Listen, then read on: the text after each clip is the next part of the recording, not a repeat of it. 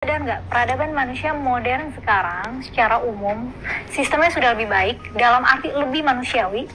Manusiawi dalam arti mementingkan kesejahteraan manusia, lebih manusiawi dibanding standar yang ada dalam ajaran agama manapun.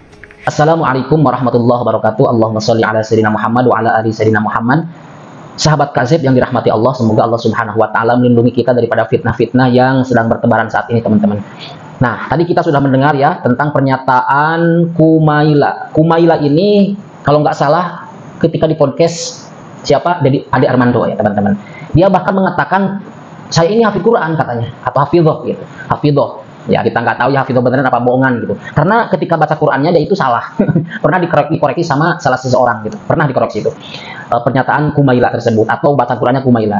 Jadi tapi nggak apa-apa ya, namanya manusia ada yang namanya khilaf atau ada yang namanya salah, karena tempatnya manusia itu seperti itu, karena ada istilah al-insan mahalul khata wa nisyan ya, itu teman-teman. Nah, tapi saya tidak akan membahas ke situ. Saya akan bahas di sini tentang pemikirannya. Jadi pemikirannya ini menurut saya pribadi, bahkan menurut pandangan sebagian orang itu sangat berbahaya, teman-teman. Kenapa? Karena membandingkan antara agama dan peradaban sekarang. Katanya peradaban manusia saat ini itu lebih baik daripada ajaran agama, baik itu agama Islam, agama selain Islam, agama Buddha, agama non-Muslim, apalagi namanya Hindu, Kristen. Padahal sepengetahuan saya, setiap agama itu mengajarkan yang namanya moral, diajarkan yang namanya akhlak. Cuman beda-beda bahasanya gitu loh. Di Islam namanya akhlak, adab gitu, sopan santun. Sama di non-Muslim juga diajarkan yang namanya adab, sopan santun. Diajarkan moral, diajarkan kasih sayang, diajarkan yang namanya bersosial, hidup bersosial gitu. Baik itu di Islam ataupun di agama selain Islam, diajarkan yang namanya hal-hal seperti itu. Kalau dia membandingkan hal seperti itu, atau membandingkan katanya manusia peradaban sekarang itu lebih baik daripada ajaran agama, itu salah fatal, salah total ya teman-teman. Gitu, salah total, sangat-sangat salah. Ya, itu mirip-mirip dengan pemikiran Guru Gembul, mirip-mirip. Ya, mirip-mirip. Karena dia pernah mengatakan seperti ini tuh dalam satu videonya. Lucu tuh kalau dengar Guru Gembul menyatakan hal bodoh semacam itu. Dia mengatakan tuh Guru Gembul, katanya gimana ya bahasanya tuh? Belajar fikih, pokoknya belajar di pesantren, belajar fikih itu bukan belajar agama. Bukan belajar bagian dari agama katanya. Kan tidak boleh seperti itu. Itu berbahaya. Justru di dalam Islam itu, khusus dalam Islam, bahwa ajaran agama itu terbagi. Ada bab fikihnya, itu hukum untuk muamalah ya, untuk muamalah di fikih. Hukum syariat lah istilah kata. Ada yang namanya tasawuf, itu untuk ilmu adab. Kalau kata Imam Al-Ghazali namanya at-tasawufu lahwal adab. Kemudian ada yang namanya ilmu akidah, itu semuanya agama. Semuanya agama. Jadi tidak bisa dipisahkan. Ya, tidak bisa dipisahkan. Nah, yang jadi permasalahan ini, Kumaila ini pernyataannya atau pemikirannya mirip dengan Guru Gembul. Mirip dengan Guru Gembul. Naudzubillah ya. Semoga kita dijauhkan daripada pemikiran-pemikiran yang diduga menyesatkan seperti itu. Nah, bagaimana tanggapan saudara saya dari Garut, namanya di channel sini nih, AA Guru Ti Garut. Mari kita simak sampai selesai. Wa annal aqla la yuhassinu wa la yuqabbihu, dan yang namanya akal itu dia tidak bisa menilai sesuatu itu bagus dan tidak pula bisa menilai sesuatu itu buruk. Nah, ini kan Ahlus Sunnah, tidak seperti Mu'tazilah yang mengatakan ada tahsin takbih akli. Ini dalil jelas bahwa Ibnu Hajar itu adalah seorang Ahlus Sunnah, seorang Asy'ariyah Maturidiyah. Wa anna dzalika raji'un ila syar'i, dan yang namanya penilaian baik dan jelek itu harus kembali kepada syariat. Nah, makanya di sini ini ya, perbedaan orang-orang yang tidak memahami agama zaman sekarang itu, kayak Guru Gembul yang jantan dan Guru Gembul betina itu, mereka itu tidak paham takbih tahsin akli. Ya, jadi menurut mereka itu yang menurut mereka bagus ya bagus, yang menurut mereka jelek ya jelek. Padahal bagus dan jelek itu menurut syariat. Perang itu kalau meskipun menurut kamu jelek, tapi kalau menurut syariat itu harus ditegakkan, ya harus ditegakkan.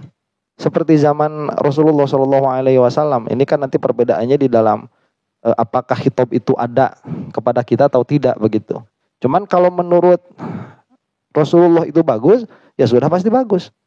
Jangan dihukumi, oh Islam tidak menolak perbuatan. Emang kenapa? Tidak menolak perbudakan misalkan. Lah emang kenapa? Emang Allah itu mengizinkan kok dulu begitu. Ya, meskipun ada anjuran untuk membebaskan.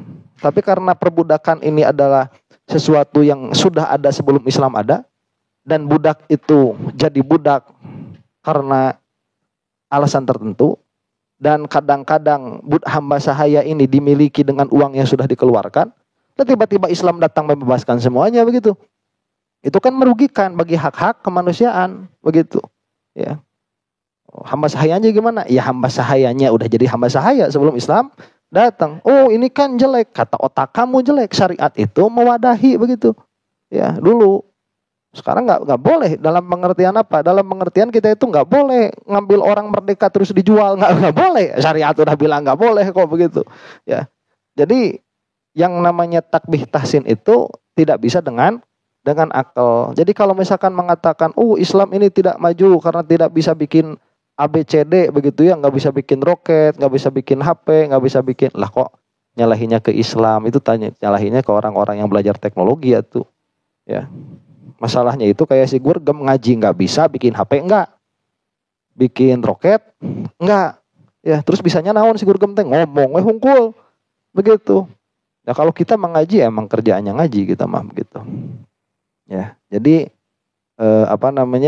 yang namanya takbih tahsin itu bukan dengan akal, tapi dengan syariat, bisyar'i.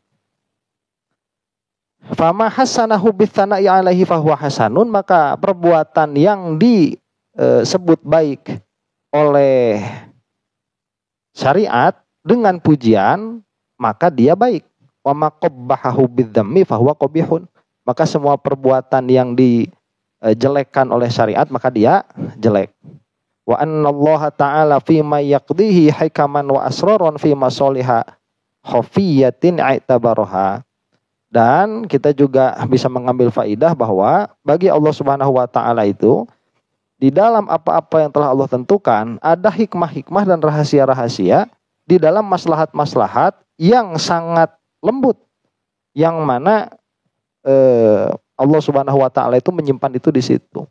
Jadi ini kan begini nih kisahnya Nabi Khidir itu. Nabi Khidir itu kan disuruh oleh Allah Subhanahu wa taala untuk membunuh si anak kecil itu. Ya, membunuhnya kan juga di apa itu? Dipatahin namanya lehernya. Nah, kata kita itu kan jelek ya. Jelek. Kita mah nggak paham, kita bukan nabi begitu. Cuman ini menunjukkan bahwa seaneh apapun di mata kamu, jika itu adalah perintah Allah, maka kerjakan begitu. Seaneh apapun perintah itu. Jadi akal itu tidak ada madhol sama sekali untuk masuk ke dalam menilai sesuatu itu baik dan buruk, nggak bisa. Nah, syariat. Makanya kenapa syariat ini harus ada otoritas? Karena jika tidak ada otoritas, semua orang akan merasa mampu memahami Al-Quran. Misalkan nih, tatkala ada terorisme gitu ya sekarang nih. Ya kita sebutlah membunuh orang tanpa hak itu namanya. Dia kan bisa saja mengambil dalil dari Al-Quran. Ya. Nah, dia mengambil dalil dari Al-Quran itu, memahami Al-Quran dengan apa yang dia pahami saat itu, yang mana dia pada saat itu bukan mujtahid. Jadi kesimpulan dari memahami Al-Quran dan hadisnya itu salah. Ini kalau misalkan demikian, contoh ya, ini kita katakan, orang yang membunuh tanpa hak, seperti siapa? Seperti Amrozi misalkan.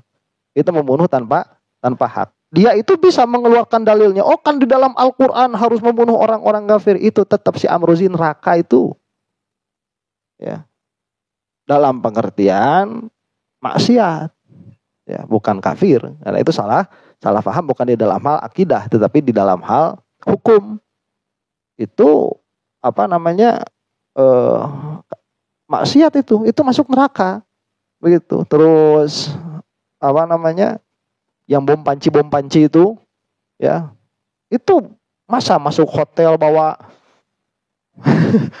apa itu namanya, presto ya, bawa panci presto itu diisi paku dalamnya brar gitu, itu neraka udah itu, karena itu salah, itu paham siapa yang kayak gitu. Lah kita baca kitab fikih, nggak ada kitab fikih yang nyuruh kayak gitu. Jadi makanya kenapa Al-Quran ini dia haram difahami oleh orang yang tidak kredibel.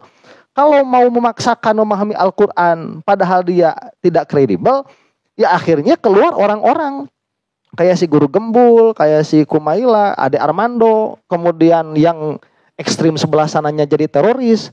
Jadi yang ekstrim kanannya jadi teroris, yang ekstrim kirinya jadi liberal. Karena tidak memahami Al-Quran sebagaimana proporsinya. Coba kalau misalkan memahami Al-Quran itu sebagaimana proporsinya, ya jadinya itu AA Guru 3 Garut. Nggak bakal jadi. Ya, jadi nggak bakalan kacau kayak mereka. Kayak kita, saya ini kerjaan sehari-hari itu kok, alhamdulillah kalau lagi rajin itu ya baca Quran, maksudnya baca tafsir, nggak sampai tuh bikin bom panci gitu ya. Terus ada orang kafir terus sama kita tadi dibunuh, enggak ya, malah kalau agak bening makan tanya nomor WA. Tolol. Gitu. Nggak bisa diajak login. Modus. Aduh, Masya Allah. Nah itu, jangan ya dek ya. Wa ma qabahu bidzambi fa qabihun wa anna Allah ta'ala fi ma yaqdihi la hukma. Mana tadi?